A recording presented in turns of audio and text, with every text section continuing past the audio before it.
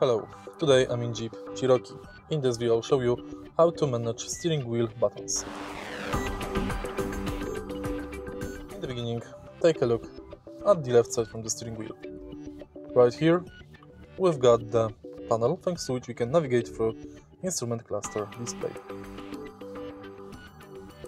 Below, we've got the panel thanks to which we can answer and calls and activate voice recognition system. On the right side, we've got the panel thanks to which we can activate cruise control and manage it. Behind the steering wheel, we've got two paddles, plus and minus, thanks to which you can change gears manually in automatic gearbox. Of course, if you press right here, you will use horn. If you find this video helpful, please leave like, comment and subscribe.